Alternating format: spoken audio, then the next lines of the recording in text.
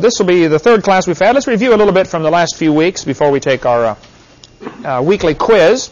This time we not only have craisins, we have white grapes, dehydrated, shriveled raisins, whatever you call them. There are four great questions that people try to answer, and all religions try to answer. Who can name any of those questions?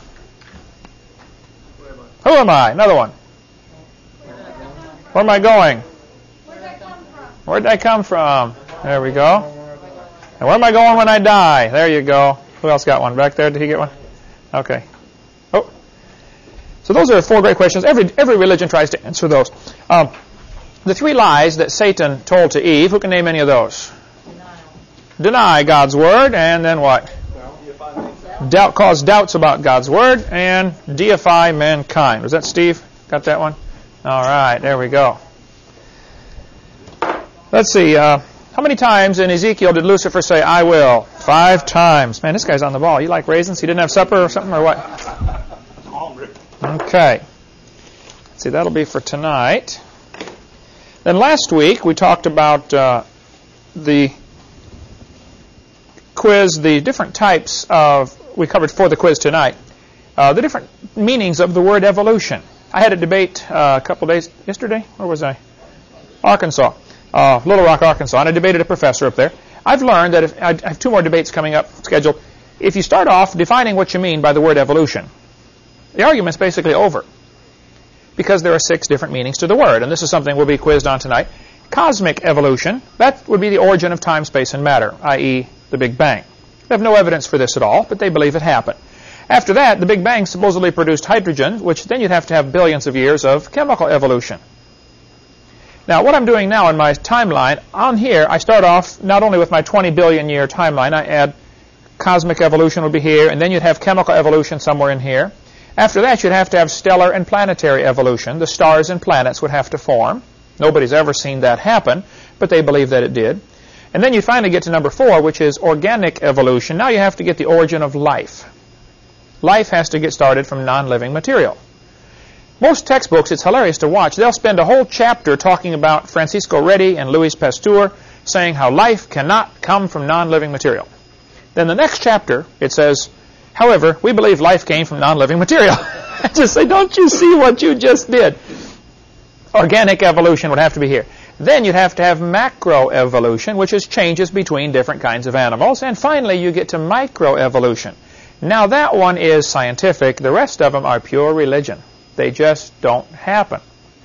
And they're always arguing about where's the border between micro and macro. I say, well, I don't know, and that's a good field of study. We ought to be working on that. However, that doesn't prove the other 5 are part of evolution. I now use the term, I say they smuggled these other ones in when nobody was looking. They smuggle in micro. Microevolution is a fact, but they smuggle in the rest of them as if it is part of science, and it's certainly not. Okay, we also talked about, in 1933, a very famous document was written called the Humanist Manifesto. One of the signers of the Humanist Manifesto was a fellow named John Dewey.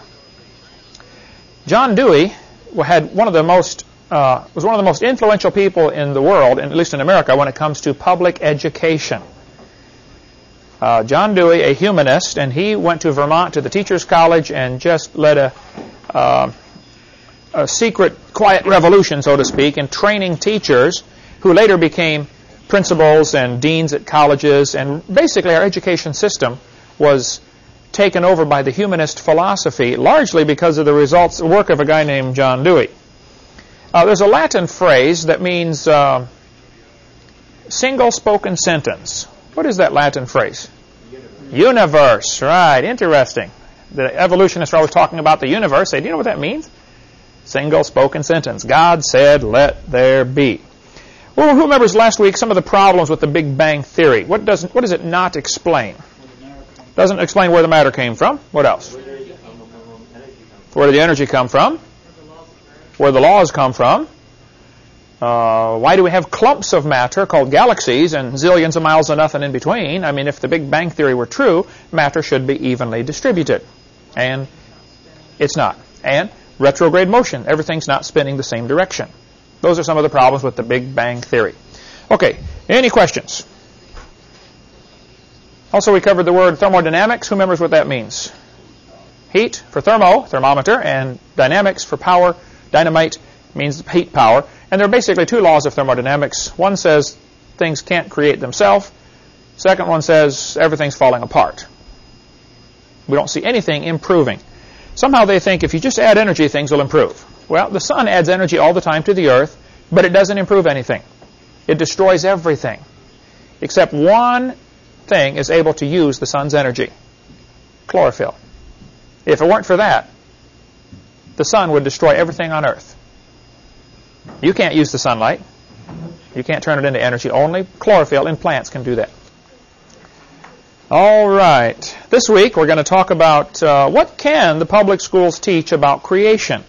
There's an awful lot of misinformation going around out there. I get faxes and emails and letters all the time, especially about after what happened in Kansas. How many heard about that when Kansas said, we're not going to require macroevolution to be taught?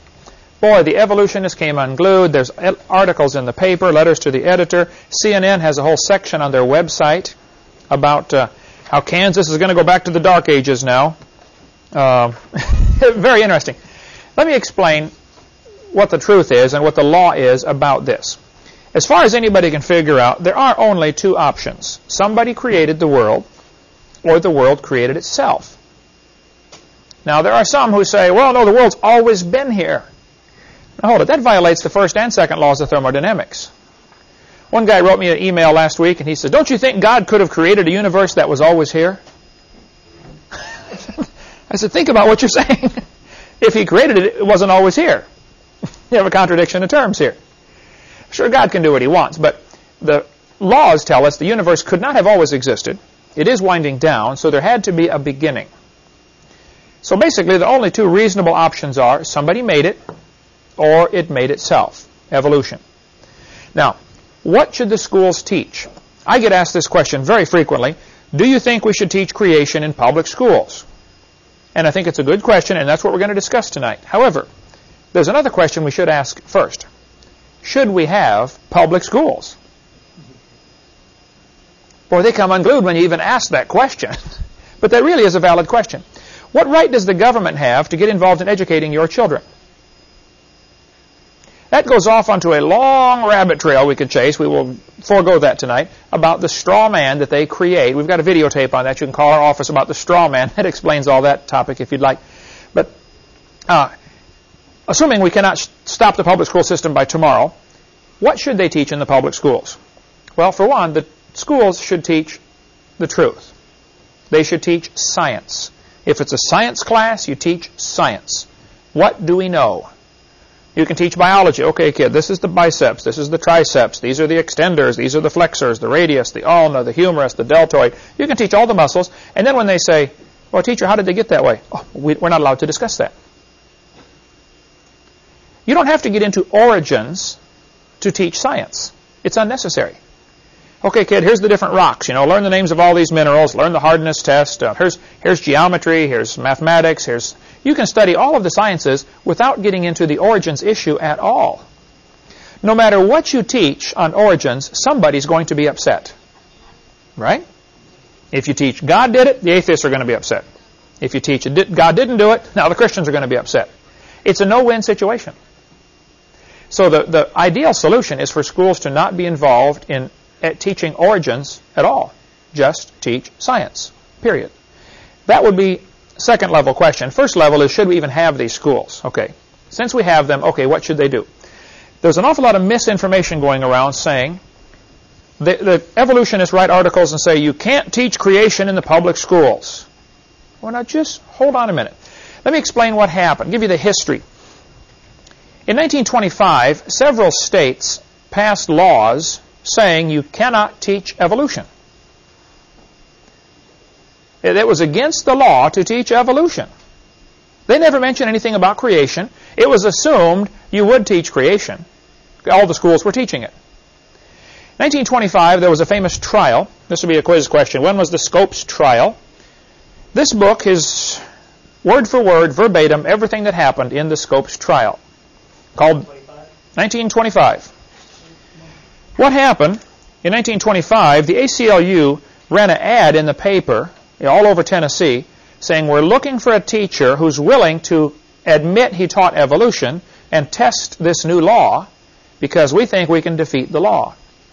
They had to advertise to find a teacher who would do the case for them. A bunch of guys got together in Dayton, Tennessee at a drugstore and said, you know, we need to put Dayton on the map. Our town's a little sleepy town in the mountains of Tennessee, and nobody's ever heard of us. Let's see if we can find a teacher who will claim he taught evolution. So they got this teacher named John Scopes, S-C-O-P-E-S. John Scopes substituted teaching biology a couple of days while the regular biology teacher was gone. So they brought John into the drugstore and said, John, would you be willing to claim you taught evolution? He said, well, I don't know if I taught it or not. He said, I just filled in the class for the teacher who was absent for a few days. He said, well, we need you to claim you taught evolution so that we can put you on trial, so that you can be found guilty of teaching evolution, so that we can show how dumb this law is. So the ACLU staged this whole thing. Clarence Darrow, a famous lawyer at the time, atheist lawyer, he came down to defend John Scopes.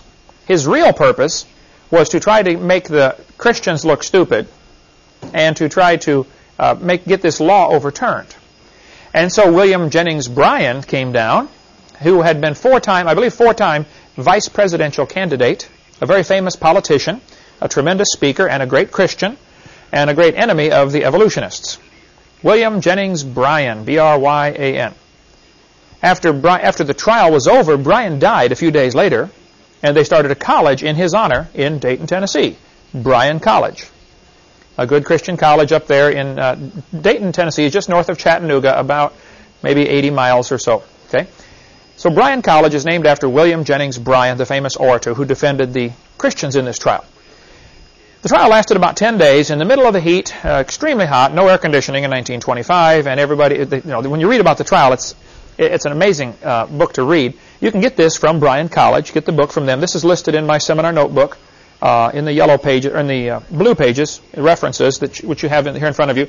You can find should you decide to get this book. I should find it real quickly. Page 57 or 8, I think. About schools. No. Looks like what page? 57 covers it. Yeah, well, okay. Page 57, first column.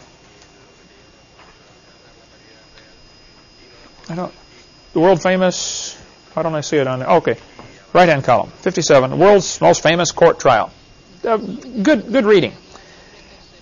What's happened, after this trial was over, the atheists lost. The judge found the teacher guilty.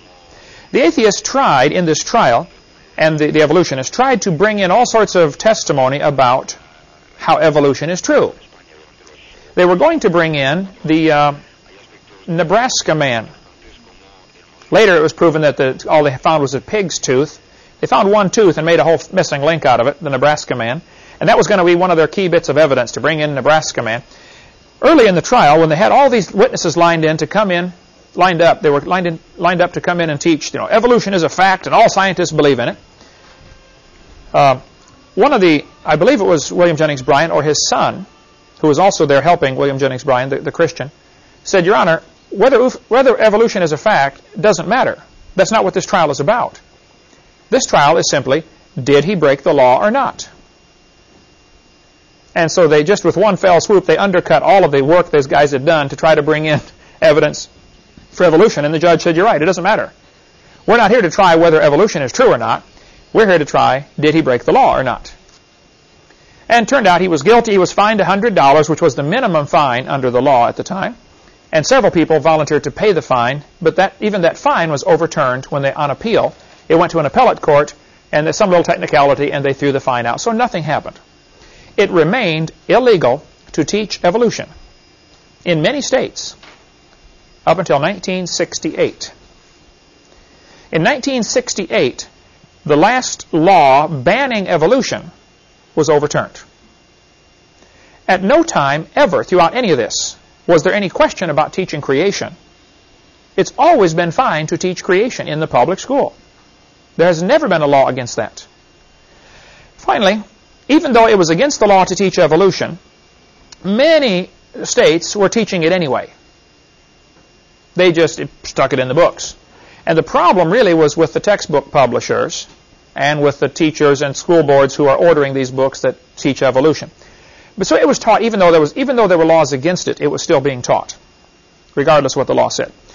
Then, in 1981, I believe, or somewhere around there, Arkansas passed a law that said, if you teach evolution, you must teach creation.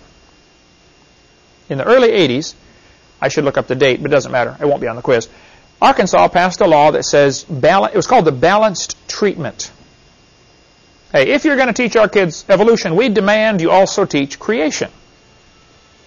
Which many people thought was very reasonable. Hey, if you're going to teach one, let's teach the other. Let's try to make everybody happy. ACLU came in and challenged that law and said, if you force teachers to teach creation, that's a violation of the First Amendment. And a judge named Overton at the 8th Circuit Court, I believe in Little Rock, Arkansas, it was in Arkansas where it ended up, I believe it's Little Rock. Judge Overton said, you cannot demand the teachers teach creation. Period. Now, they did not say you can't teach creation. What they said is, you cannot demand that they teach creation. Big difference, right? You could still teach creation if you wanted. All they said was, this law, which forces the teachers to teach creation, is unconstitutional. And believe it or not, it probably was a reasonable decision on the part of the judge. So Louisiana wrote a law a few years later and said, same kind of thing, we want equal time. If you're going to teach evolution, you must teach creation. That, of course, was tested by the ACLU, the American Communist Lawyers Union, and it went all the way to the Supreme Court. Supreme Court said, okay, you cannot demand they teach creation. However, Supreme Court said, they can teach creation if they want. We just cannot force them to teach creation. So what's happening is an awful lot of misinformation going around out there. A lot of the evolutionist groups and atheist groups are saying, see, the court said you can't teach creation. Oh, that's not what they said at all. The court said the states cannot force the teachers to teach creation. And you need to understand that difference because that is vital. You've always been allowed to teach creation in public schools. I speak in them all the time. There's never been a law against teaching creation. There's never been a law against teaching the Bible in a public school. There never has been a law. Institute for Creation Research, ICR, in California, publishes this little document every month. One comes out. They call it Impact articles. They're 10 cents a piece. You can get on their mailing list if you call this phone number and ask, say, put me on your mailing list. I believe it's free of charge. Their phone, pardon? Yeah, it's free. Their phone number is 619-448-0900. And just say, put me on your mailing list, and they'll send you stuff every month. Actually, they've been doing this since 1974, these little articles they put out, at 10 cents a piece, once a month. You can go back and get all of the back issues for about $35. And it is tremendous reading. If you want to get an awesome resource to keep you busy for months, those are great articles. This one is article number 196. I believe as of today they're up to number 350 or something like that. So I figure $35 should get you all the back issues, clear from 1974. This one talks about how you can teach creation science in the classroom. You may want to get some of these and order 100 copies from them and give them out to all the teachers you know. If you have some influence on teachers in your area, give them one. Most teachers are afraid to teach creation because they think the law says they can't do it. And they're just misinformed. You can teach creation. In 1963, when prayer was taken out of the schools, how many remember that case with Madalyn Murray O'Hair? They took a mandatory prayer out of our schools. That's what happened. It was mandatory prayer that was removed. Prayer wasn't removed. Only mandatory prayer. Big difference. 1963, the Supreme Court said, it certainly may be said that the Bible is worthy of study for its literary and historic qualities. Nothing we have said here indicates that such study of the Bible or of religion, when presented objectively as part of a secular program of education, may be effected consistently with the First Amendment. This is the School District of Abington Township and Shemp versus Shemp, 374 U.S. 203, blah, blah, blah. 1963 Supreme Court case. They said clearly, you can teach the Bible if you want. And there's some ill-informed ignoramuses running around out there saying, hey, you can't teach the Bible in public schools and you can't talk about creation in public schools, I'm sorry, you are mistaken. 1980, Supreme Court ruled again in the case Stone v. Graham. They said the Bible may constitutionally be used in an appropriate study of history, civilization, ethics, comparative religion, or the like. You want to teach the Bible? Have at it. There's no law against that. 1980, the Eighth Circuit Court ruled, and they said, you can teach the Bible and have religious elements in your school as long as it advances the student's knowledge and appreciation of the role our religious heritage has played in the social, structural, and historical development of civilization. If you're a teacher in a public school, you can bring the Bible in and say, kids, okay, let's study let's read this passage out of the Bible and see what this did for our nation. You're studying historical documents. It's a book like any other book. You don't need to be afraid of it. I mean, I shouldn't say it's a book like any other book, but as far as the school goes, you can read the Bible. Don't let somebody tell you you can't. If they tell you you can't read the Bible in a school, they're ignorant of the law. But here is what has happened. The ACLU will threaten to sue. Now, they would lose the suit, and they know it. But it doesn't matter. The threat of a lawsuit will cause the average principal to say, we can't afford a lawsuit. Teachers, quit teaching creation. So it's the principle that is stopping it.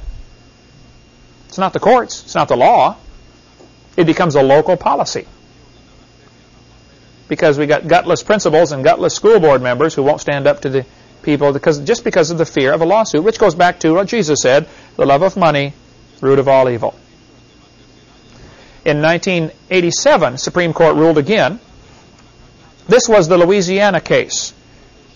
Louisiana case was finally ruled on in 1987 by the Supreme Court. And Supreme Court said, among other things, they said, we cannot force, they did say the Louisiana law is unconstitutional because the law demanded equal time. They said, hey, you can't force the teachers to teach creation. However, they said, teachers already possess the flexibility to present a variety of scientific theories about the origins of mankind. They are free to teach any and all facets of this subject.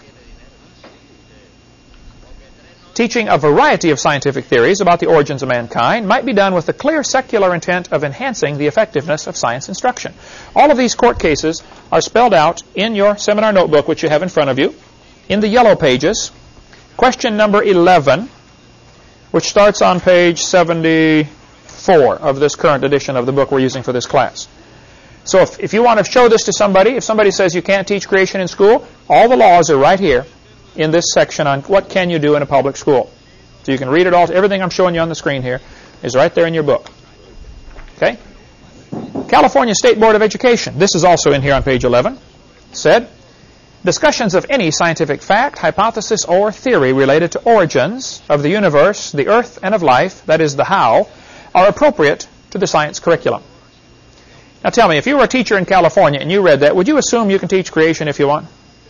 Certainly you can. Now, the teachers cannot try to force the kid to become a Baptist or a Catholic or a Buddhist, okay?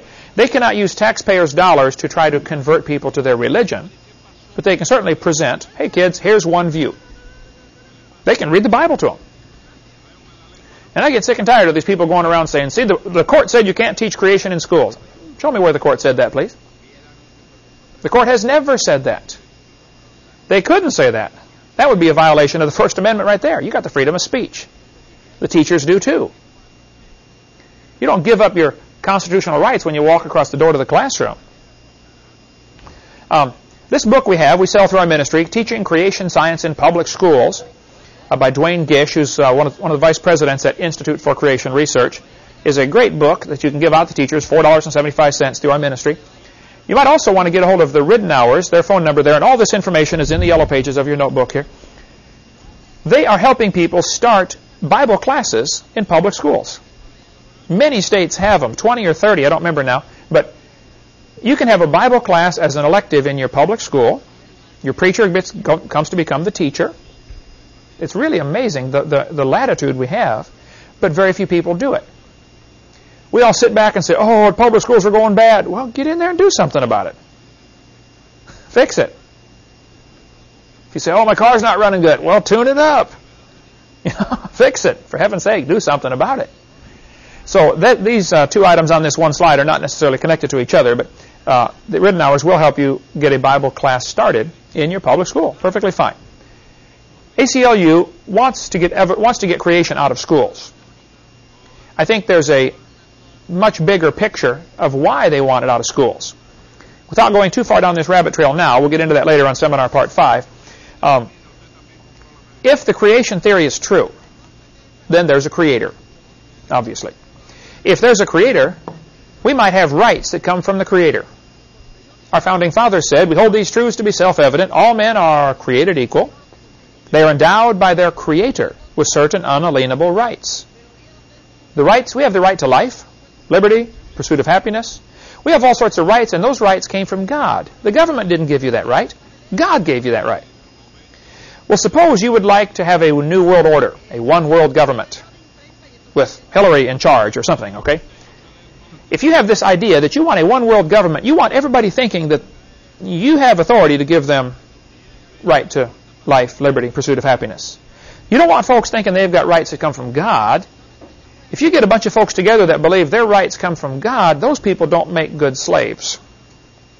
They're going to throw the tea in the harbor and rebel against the king, right? Which is what happened in 1775. So, evolution teaching is essential for communism. Communism falls apart without evolution. The founder of the ACLU, Roger Baldwin, said, communism is the goal. They're going to use lawyers and lawsuits to bring in communism. That's the ultimate plan. And I tell folks jokingly, it stands for the American Communist Lawyers Union. It's actually the American Civil Liberties Union. But it is a communist organization. Now, that does not mean all the lawyers in the ACLU are communists. Many of them probably don't even know that the foundation of their organization is the promotion of communism. But Roger Baldwin said, that's the purpose, folks. We're going to try to bring in communism. And so they're using the legal system to try to intimidate schools into not teaching creation, because creation is one of the biggest hindrances to communism. If there's a creator, well then, he tells us what to do. And countries like Russia, Ukraine, these former communist countries, they're still communist, by the way, nothing's really changed, but they have to have evolution. I've heard missionaries say, they were in countries like when China was taken over by the communists. The missionaries said, the first thing that did, the communists came in there, they didn't teach communism. They got all the kids together and began teaching evolution. First thing is evolution, and then we'll teach them about communism later. It happens in every place where a communist country is taken over, where a country is taken over by communism. They have to teach evolution first. So, as far as what you can do in a public school, we've got several books, one by the Gablers, here about teaching. What are they teaching our children? If you do want to get involved in textbook selection, we'll get into more of this on video number 4 at the end. But Mel Gabler in Longview, Texas, and his information's in the blue pages in here about the schools. Their phone number is also in the back of the book right here. If you want to get, by the way, area code changed. We're not fixing that in these. We need to. 903.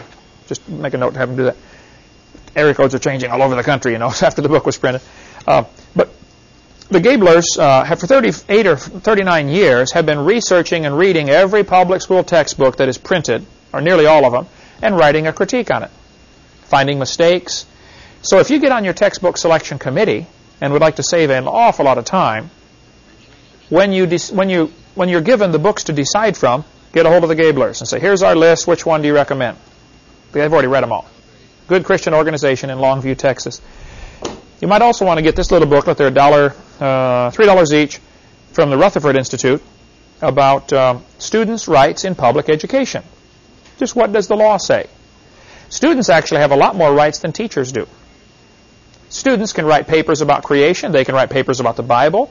They can, during speech class, they could give a sermon. It's unreal the rights the students have. And the students have to learn to use a magic word. If a student wants to write a paper about, if the teacher says, okay, write a paper about a controversial subject, and they say, I'm going to write it about creation. I get calls all the time. People say, I need some help. I want to write a paper about this. And the teacher will say, no, you can't write about this topic. You need to learn a magic phrase. This will get by every time. You say, teacher, are you discriminating against me because of my religious belief? That's the magic sentence right there. Are you discriminating against me because of my religious belief? That's all you got to say. Oh, no, we're not discriminating. Okay, well, then I think I'll write it on creation. Okay, go ahead. Because they're scared stiff of that discrimination word. That's the big one, the big D word that scares them. Because there's lots of lawsuits over that. We also have a book called Students' Legal Rights on a public school campus. This one is all the more detail about the laws, which, for instance, on page 53, it explains that students have the right to be exempt from any class that is teaching something contrary to their religion. Now think what that means. If your kids are going to the public school and you don't want them taught evolution, all you need to do is go down to the school, to the principal, or to the teacher and say, I would do it in writing, and you might want to send it certified mail, so you got proof they got a copy. Spell it out clearly. I do not want my child taught evolution. This is contrary to our religion. I do not want my students taught sex education. This is contrary to my religion, or whatever it is you don't want them taught. The school then has to give them alternative material, and they cannot count their grade off. If they do, you have grounds for a lawsuit. This is how the atheists are getting all their goals accomplished. They're suing for the dumbest things, you know. I'm not saying we ought to be sue happy, but we ought to stand up for our rights. Remember when in Acts chapter 16, when Peter was beaten, they threw him in the jail, he got the Philippian jailer saved. At the end of the story, the leaders in the town said, okay, go tell those guys they can leave now. Paul said, it wasn't Peter, it was Paul. Paul said, forget it. They beat us openly, uncondemned, being Romans. You tell them to come down and apologize publicly. Right? We need some of the motsy that Paul had to say, let's just, forget it. I'm not going to roll over and let you beat me. I want a public apology. And I think it's time that Christians, in Christian love and with wisdom from the Lord, we need to use the legal system. They were tying Paul up, going to beat him one time, and he said, hey, I'm a Roman citizen. I appeal to Caesar. Scared them all half to death, didn't it? What's wrong with that? Okay? Let's stand up for what's right. And students need to know they do have the right to be exempt from classes that are teaching something contrary to their religion. In Matthew chapter 18, Jesus said, whoso shall offend one of these little ones which believe in me, it were better for him that a millstone be hanged about his neck. Any teacher that's teaching kids evolution, obviously that's going to destroy their faith in the Bible. And anyone that destroys a child's faith better carefully read what Jesus said. You'd be better off drowned in the depth of the sea. I would hate to stand before God and say, God, I was a teacher in the school and I ruined the faith of the kids that came through my class. But that's what's going to happen Judgment Day, folks, to many people. That's going to be a fearful thing to fall into the hands of an angry God. And I think we need to warn the teachers that are teaching evolution that they're going to face God's judgment someday for this. They're not the enemy. The devil is the enemy. Shortly after this trial, the world's most famous court trial in Dayton, Tennessee, the atheists realized they didn't get any publicity like they wanted. So some different groups started making movies or plays. They traveled around the country putting on a play called Inherit the Wind. Has anybody ever heard of that one? That'll be a quiz question. Write that one down, Heidi. Inherit the Wind was a play put on, and there are several different versions of it. And there's a movie now that's been made called Inherit the Wind. The purpose of the movie is to make the Christians look stupid. And they don't use exactly the same names, but it's very obviously based on this trial, 1925. There are lots of people who've written reviews of the play showing all the inconsistencies compared to the real trial. All you need to do is watch the movie, Inherit the Wind, and read the book, and you'll say, well, they changed hundreds of things in there just to make the Christians look stupid. And that movie, Inherit the Wind, is playing in public schools all over America every day. And all it does is make the kids think that the atheists are smart and the Christians are dumb. And if they're showing that in your school, you ought to object, because that's very biased. Okay? Let me give you just a little bit of history of what happened. Back in America, all through its history, there was very little evolution in the textbooks. After this trial, there began to be a little bit more after 1925. By 1950, though, there still was only 2,000 or 3,000 words about evolution in the average textbook. It didn't teach it very much. These charts here are in your seminar notebook in the chart section, which I believe is, let's see, charts. Page 45 is where they start, at least in this edition. I hate to put this on tape that it's on page 45 because somebody's going to get this after we've gone. We're on our 20th edition right now and no end in sight. Okay, page 48 is where it is in your book here. Okay. In 1957, something very important happened. The space race was on. Does anybody know who got the first satellite up and what the name of it was? Sputnik, they call it, right? In Russian, Sputnik. We always call it Sputnik over here. The Soviets launched the Sputnik. It was kind of a dud as far as satellite goes. It went up, lasted a short time, and fell back down. But the fact is, they got something into orbit before we did. So the humanists and evolutionists and communists in America decided this would be great to use as propaganda to show that Americans are behind in science because we're not teaching evolution. You follow that? So there began to be news articles and letters to the editor, and see, America's losing the space race because we're not teaching enough evolution. Now, what does evolution have to do with putting a satellite up? Nothing.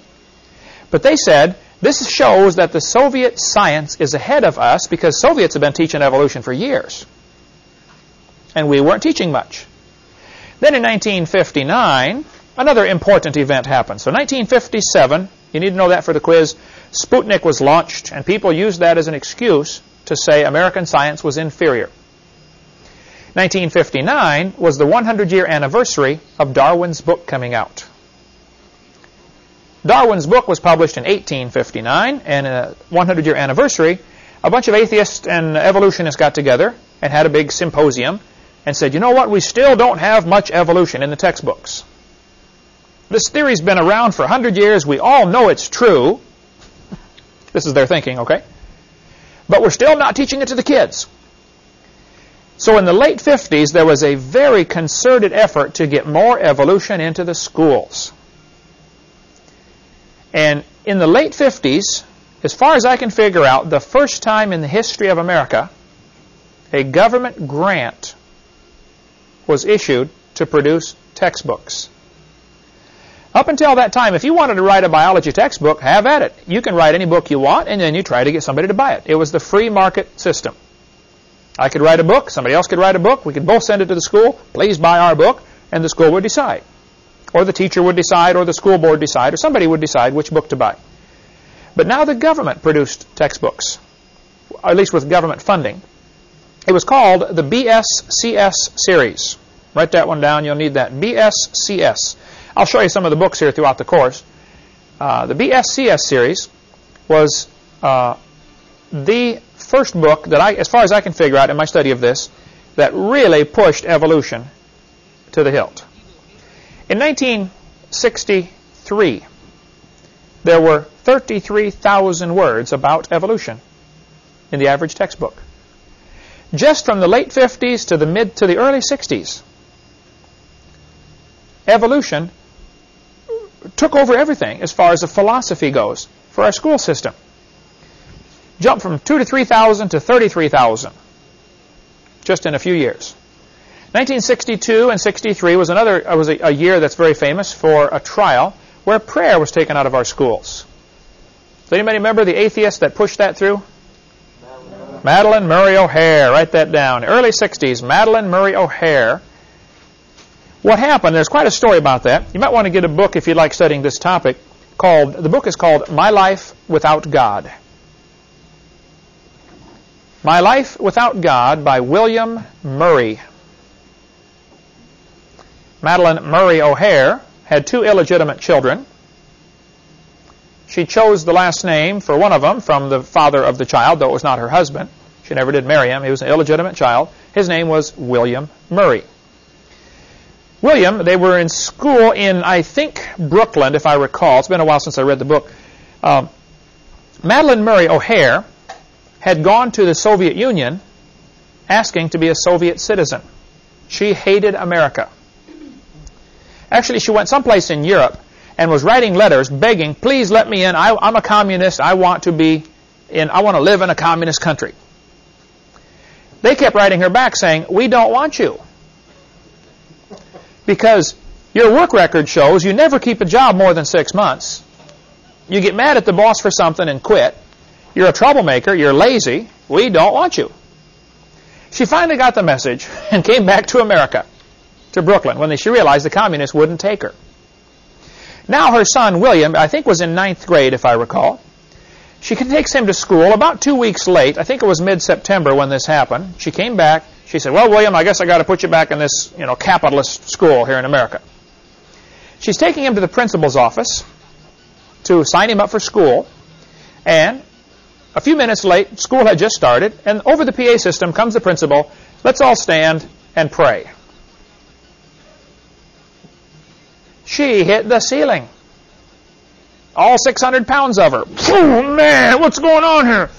She said, do they make you pray every day here? He said, oh, yes, ma'am, we pray every day. Now, William's a 9th grader, not saved, lost as a goose. And he sees this as an excuse to cause a little trouble. And so his mom said, I'm going to sue the school for making my kid pray.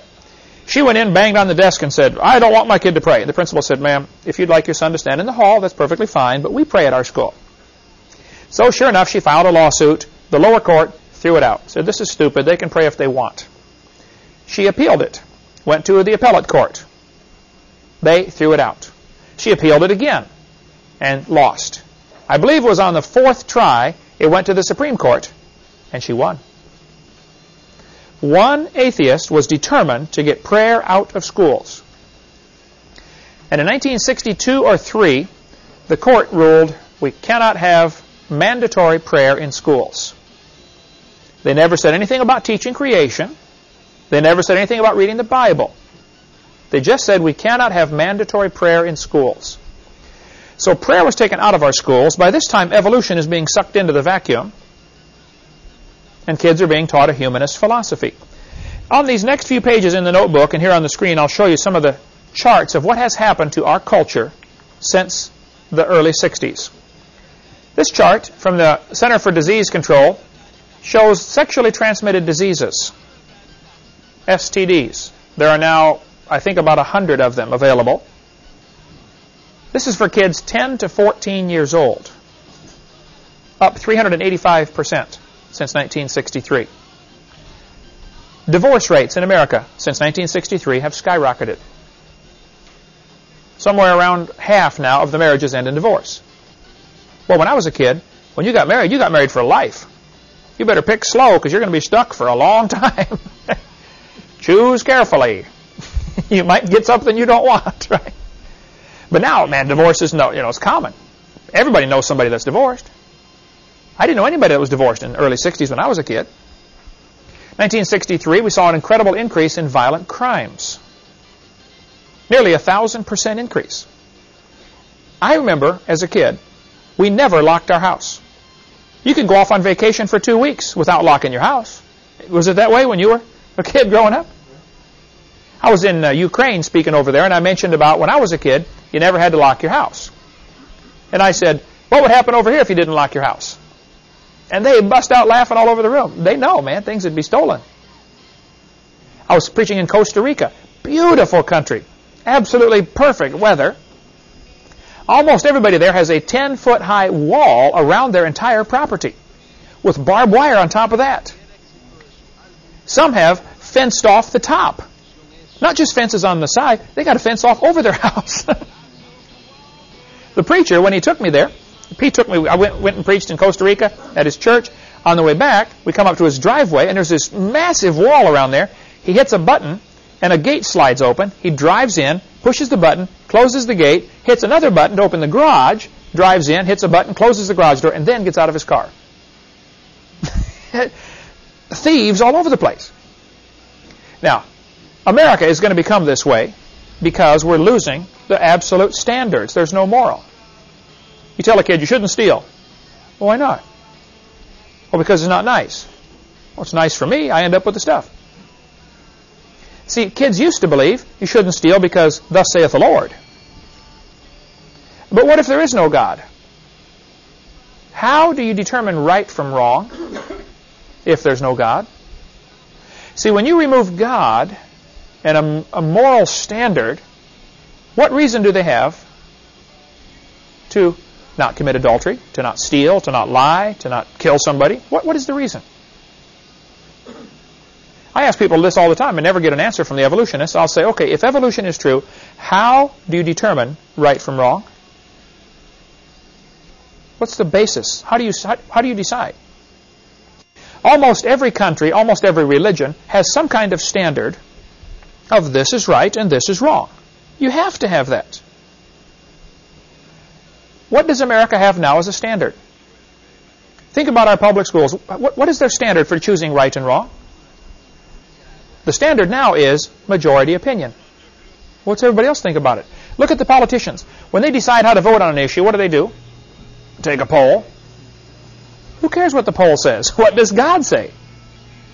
And we've gotten away from thus saith the Lord, and we've gone to what saith the majority.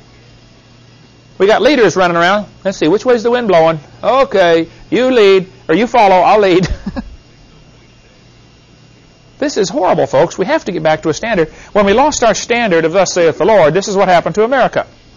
This is birth rates for unwed girls, ages 10 to 14. Now, the birth rates are up 100% since 1963. The pregnancies are up 553%.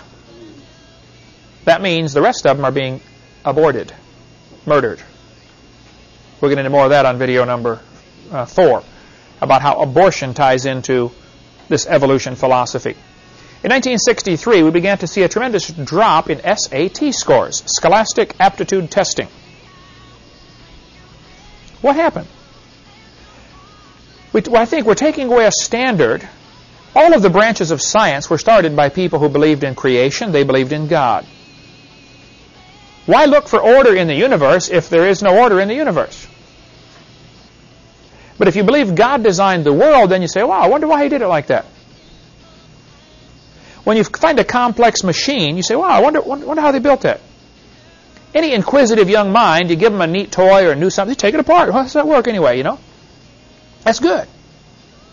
God gave us a wonderful universe. Man, study it. But suppose there's no God. Well, then there's no reason to look for order. So the branches of science were started by people who believed in creation. 1963, SAT scores began to drop. In 1995, they had to change the SAT test. They dumbed it down. They made the test easier so that the scores would look higher. The scores are not higher. The test is easier. What is your name? George. You passed. Come on to college. It's not quite that bad, but it's close. Can you throw this ball through that hoop?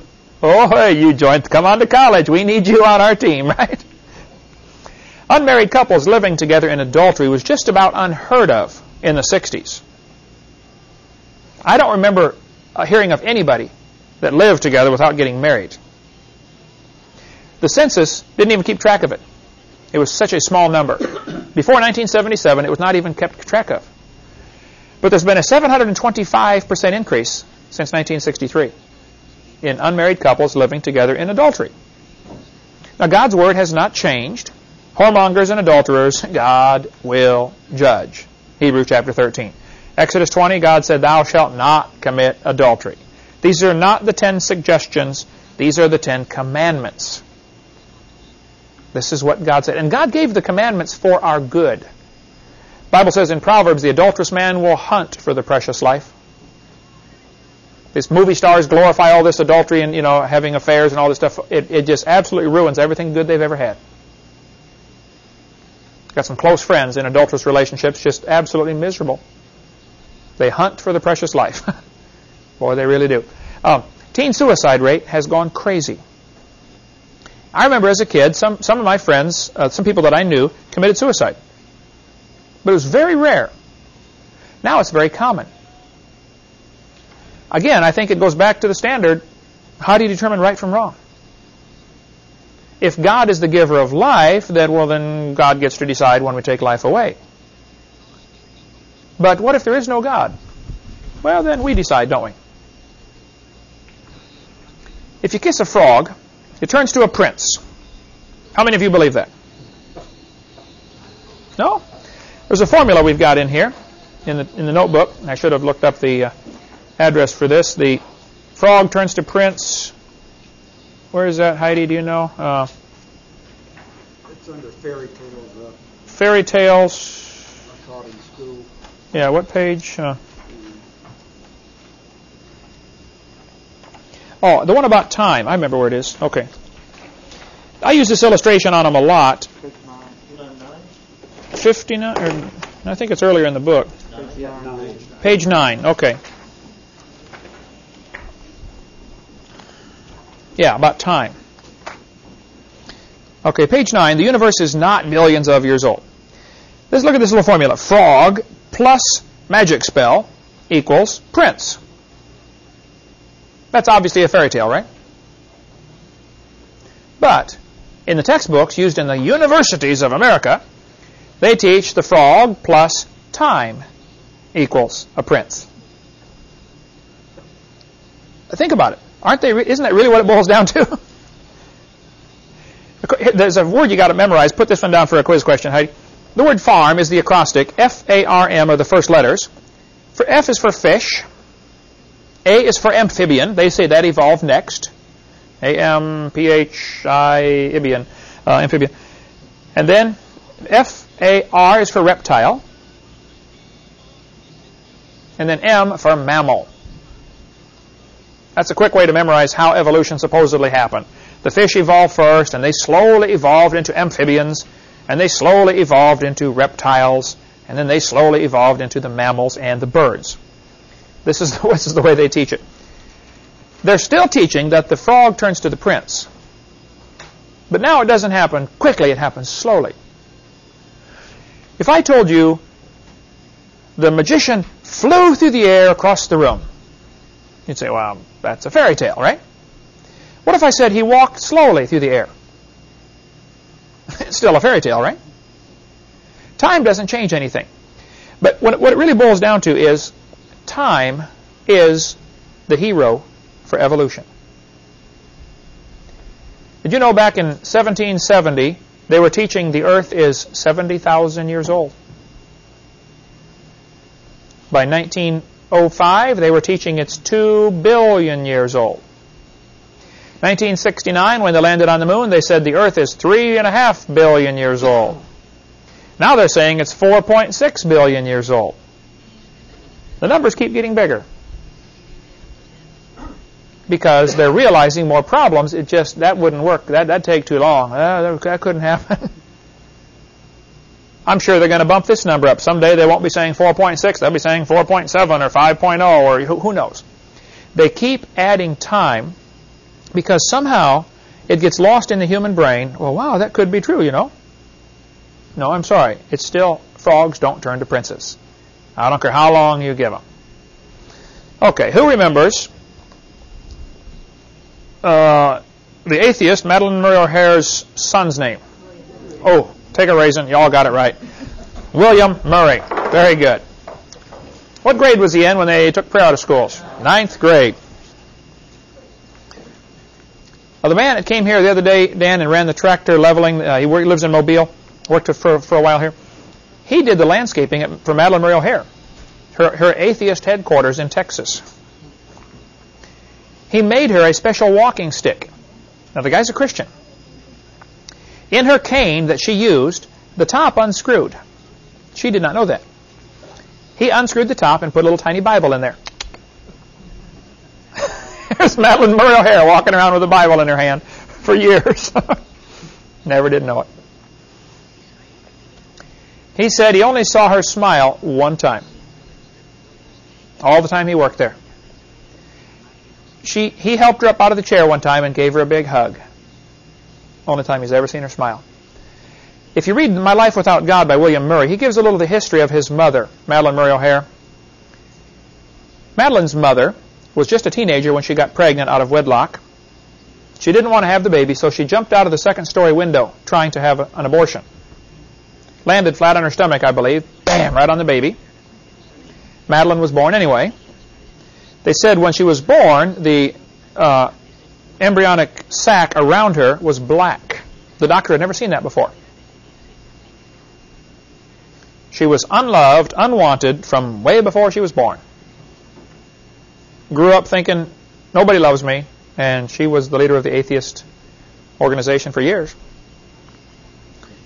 Everybody needs to know somebody loves you. I don't know the details of the story, and I can't verify that it's true, but I heard from reliable sources that there was a young boy in Germany that went to Sunday school. He was a very poor boy, had no shoes, raggedy clothes, and decided to go to Sunday school one day. One of the deacons met him at the door and said, "Son, you can't come to God's house dressed like that. Go home and get some good clothes, and then you can come back to church." Well, of course, it broke the little boy's heart. He's just trying to go to Sunday school, and he didn't have good clothes. Some deacon turned him away at the door, refused to let him come. That boy grew up and became, I believe, Adolf Eichmann, Hitler's right-hand man. You just never know who you're going to influence when they're a child. You just never know. Somebody should have reached Madalyn Murray O'Hair. Somebody should have reached Bill Clinton when he was a kid. Somebody should have. Who knows how many people were passing up? How many kids right now, how many kids today in Pensacola were taught evolution? Thousands of them, right? Who's going to teach them the truth? See, this is our job. One of our jobs is to go into all the world. And a lot of Christians right there, they miss the first part of the Great Commission. Jesus didn't say, build a big building and wait till the world comes to you. That's what most churches are doing, aren't they? Hey, we're here, come to us. They're not going to come to you. Go ye into all the world and preach the gospel to every creature. And then teach them to observe all things whatsoever I've commanded you. We need to get out. And average Christian, after they've been saved 4 or 5 years going to church, they don't have any more lost friends. How many just plain old heathen do you know? Most people, when they first get saved, they're real zealous, and they're the best ones to bring new converts in. But after they've been saved a few years, they don't have any lost friends anymore. We've lost contact with the world, folks. And that's tragic. I don't mean you need to have all heathen friends and hang around with the heathen all the time, but we need to have some lost friends that we're trying to influence. Who are you trying to influence for God right now? You ought to be working on somebody. You ought to have some short terms you can reach and some long term. It may take you 30 years to reach them. But they ought to know, that guy's my friend. I can go to him if I have trouble. We've lost contact with the world. The textbooks, though, teach that the frog slowly turns to the prince over billions and billions of years, and it just doesn't happen. I don't know how to get them to see how silly it is, but, folks, it is silly. It's crazy. It doesn't happen. The textbook's magic ingredient, though, to make this change happen is billions of years. All through the books you see phrases like billions of years ago. This is a 4th grade textbook. Millions of years ago, blah, blah, blah. Something happened. Now, Hitler said, if you tell a lie long enough and loud enough and often enough, the people will believe it. How many times is it, by the time a student goes through 12 years of school, here in the Bible Belt, Florida, how many times will he have heard the phrase, millions of years ago, between textbooks, TV, museum tours? You think several hundred times he's heard that? Probably several thousand times, right? Eventually it gets into his brain and he just thinks, well, it must have happened. After all, I've heard this millions of times. It's propaganda. That's the way it works. I teach the students what you need to do. If somebody says, millions of years ago, just simply ask them the question, were you there? They'll say, well, no, of course I wasn't there. See, the word science, this will be on the quiz, science comes from the word, it literally means to know. That's the simplest definition. Science means knowledge. That would be good enough, or to know. A more expanded definition is knowledge gained by observation or experimentation. Now, please tell me, is it possible to know that the earth is billions of years old? Can you observe that? No. Can you believe that? Oh, yeah. And when I speak in public schools, I will try to teach the kids the difference between what you know and what you believe. For instance, I'll show them a textbook that says billions of years ago, and I'll say, hold it, kids, right there. Does the guy who wrote this book, was he there? No. Does he know it's billions of years old, or does he believe it's billions of years old? And they start to say, oh, yeah, he believes it. I use the word think. Does he know or does he think?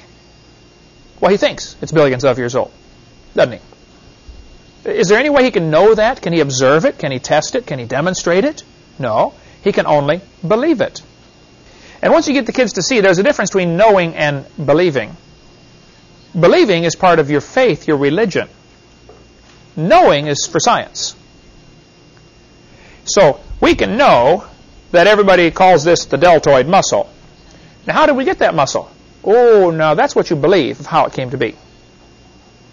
And people often take the facts and then add their beliefs to the facts and think the two go together. I tell people, hey, beer is sold at football games.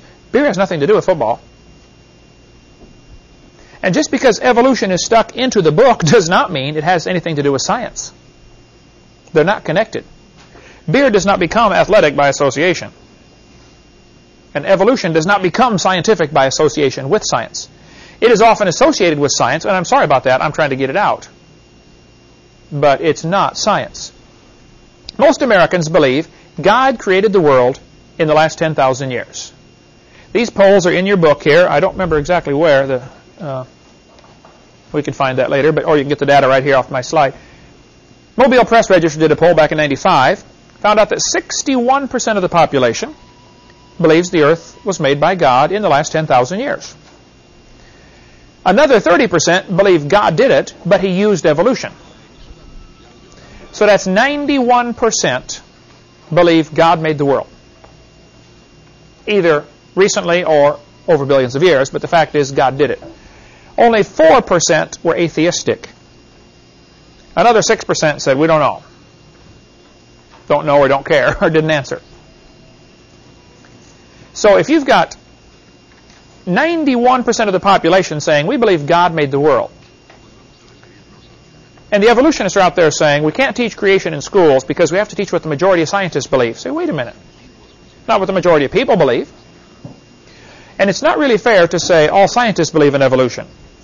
Washington Times, 1998, August 31st, had a statement saying 55% of the U.S. natural scientists study in the natural sciences, believe in Darwinian evolution. Is that everybody? No, 55%. Slightly more than half believe in Darwinian evolution of the scientists. Those are the ones that have not been to my seminar yet. We're working on them, okay? So if somebody says, all scientists believe in evolution, I say, wait a minute, no, they don't. Secondly, even if they did, that still wouldn't make it right. You don't decide truth by majority opinion. The majority of scientists for years taught that the planets go around the Earth. That is called the geocentric theory. Is that true? No. Did the majority believe it? Yeah. If a bunch of people believe something, that doesn't make it true. They used to teach a big rock falls faster than a little rock.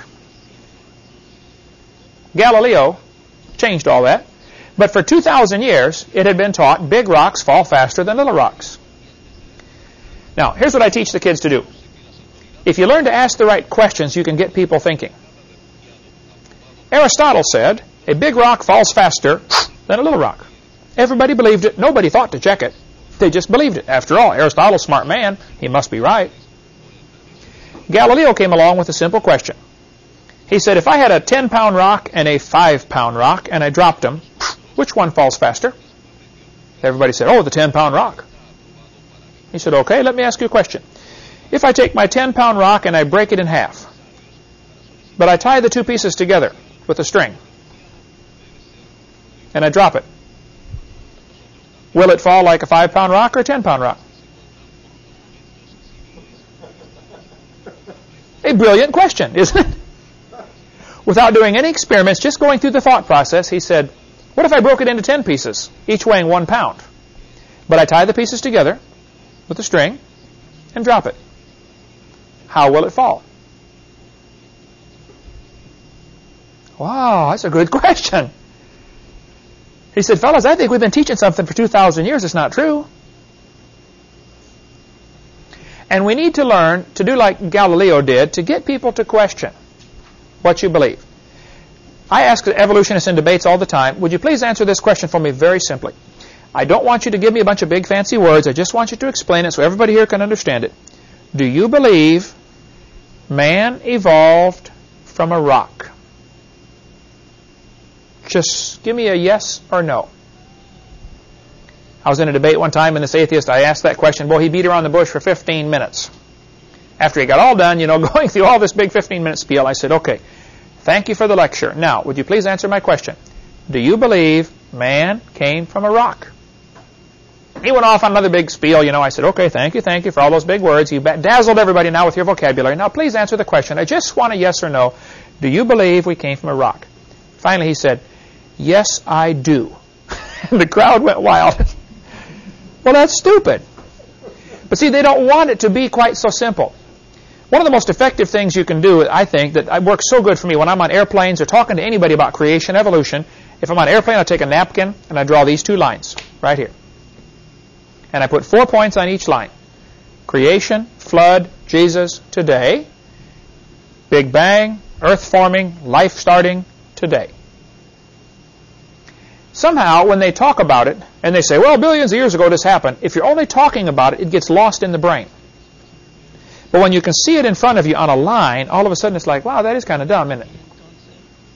This forces them to visualize what they've been teaching. Just simply draw on a line and say, now, do you believe the earth formed 4.6 billion years ago? Yes. And do you believe life evolved out of the rocks?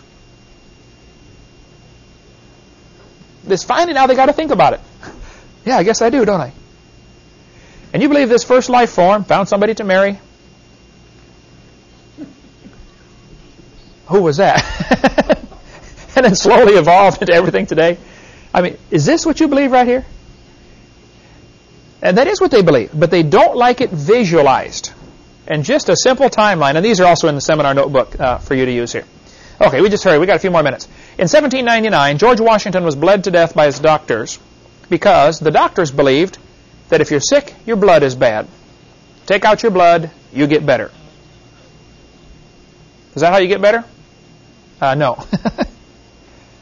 That was taught until just before the Civil War. They were still bleeding people to help them get better. That was called the doctrine of humors. Write that one down. That'd be a good one to have maybe as a quiz question. The doctrine of humors. Heidi, write that one down. That was taught up until, I believe, 1860. If you're sick, your blood's bad. Take out some blood, you should recover. The Bible says right there, Leviticus 17:11. Write that one down. Leviticus 17:11. The life of the flesh is in the blood. That was right beside George when they killed him. Right next to him on the table. Leviticus 17:11. How do you tell the age of the earth anyway? Next week we'll go into how do you determine the age of the earth? What does the Bible say about it? What scientific evidence do we have? And we're going to go through slowly the different ways to show the earth simply cannot be billions of years old. We'll start lesson 4 talking about that, the age of the earth. It just can't be billions of years old.